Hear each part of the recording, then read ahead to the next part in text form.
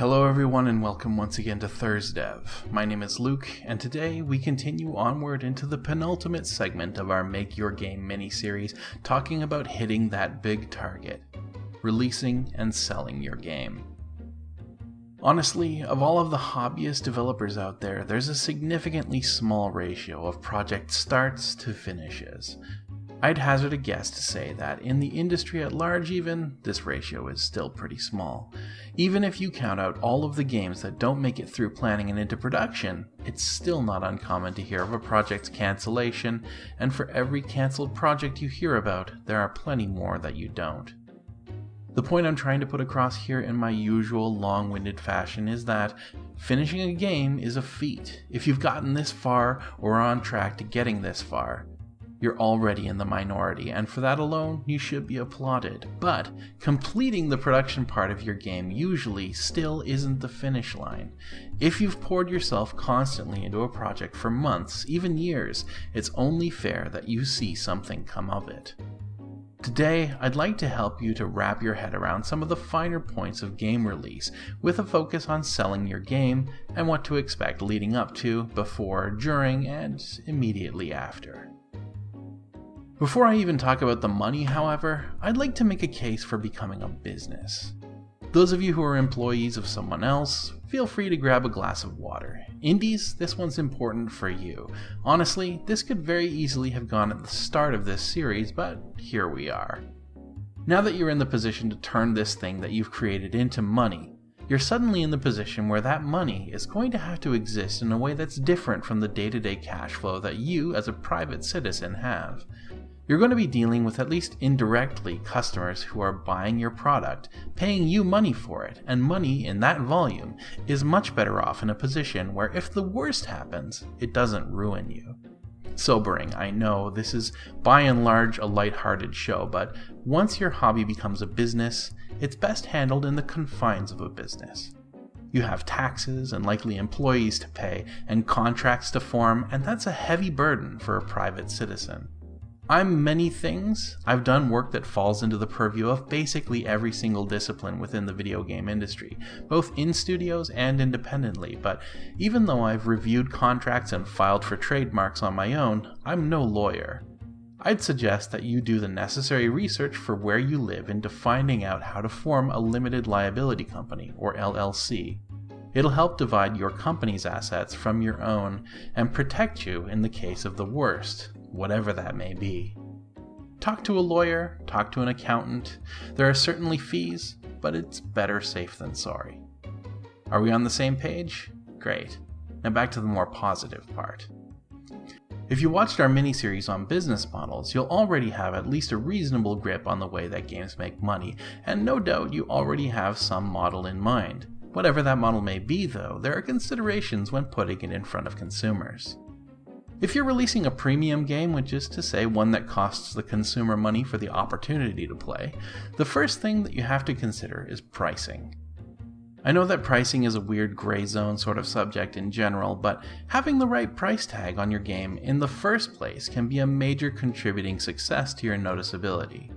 There's tons of psychology around pricing, and a lot of it I myself don't fully grasp, but there's a few simple concepts that are worth bearing in mind. You've probably seen games with a price tag where you think, really? I wouldn't pay $10 for this. Maybe if it were $5, I guess I'll wait for a sale. Or even more damagingly, I wouldn't pay $10 for this, period. Well, you're going to be on the other side of that now. No matter what you charge for your game, if it isn't free, and even from time to time when it is free, someone is going to consider it too much, or conversely, question its value due to it being priced too low. By no means is playtime, graphical quality, narrative, game genre, or really any other factor a truly great indicator of actual value of your game, but your game's worth will, nonetheless, be judged based on all of the above, and judged harshly. There are safe price points, of course, $15 for the average indie game, $25 to $30 for something bigger and more involved, $60 or so for a AAA release, or you could, of course, go free to play, Or even the donationware route, much in the same way that Honey Rose, Underdog Fighter Extraordinaire did. But remember that this is where you're making back what you spent on making this game. And make no mistake, even if you did this project entirely on your own spare time, you spent time and therefore poured personal cost into the project. So you have to consider how to balance the price point of what you're releasing against potential units sold, which I went over in the episode on marketing, and hopefully come to a value that leaves you with a net positive. Note, of course, that there are costs. The platform licensor will take probably 25 to 30% of your revenue, and of course you'll be paying taxes at the absolute minimum. If you're using an engine like Unreal, above a certain value, you'll also be paying licensing fees, and so on and so on. Know the costs of releasing your product on your platform of choice, because that remainder, after everyone else has taken their cut of the pie, is what you'll be multiplying by units sold to hopefully, finally make your profit. Then there's the question of sales. I've noticed a trend of game developers releasing their games at sale price, then going up to standard afterward.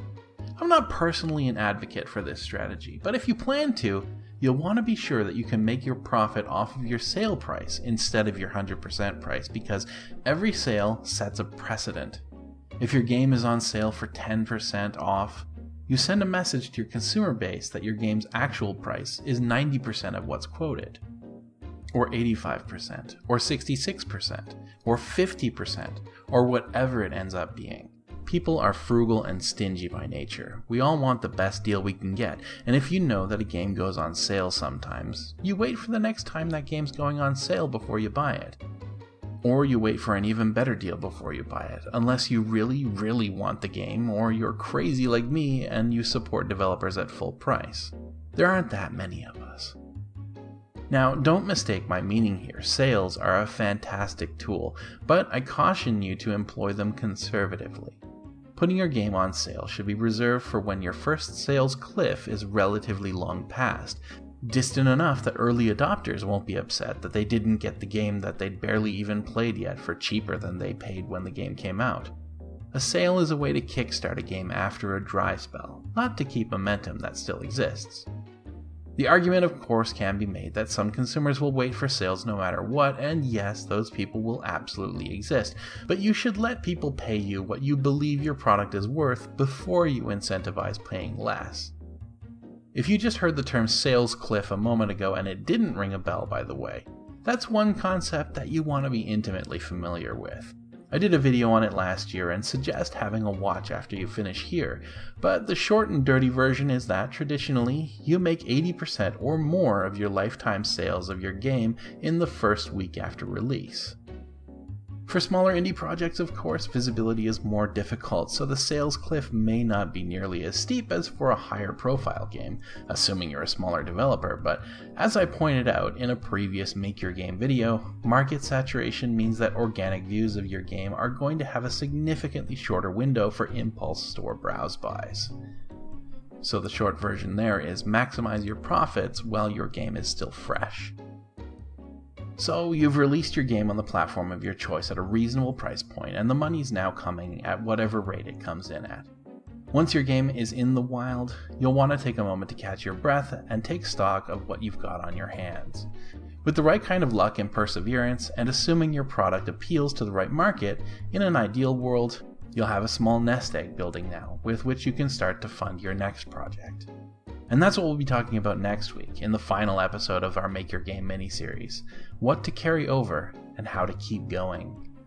But that's all for this week. I hope that you enjoyed today's episode of ThursDev, and that you'll consider coming back again next week as we finish up our series.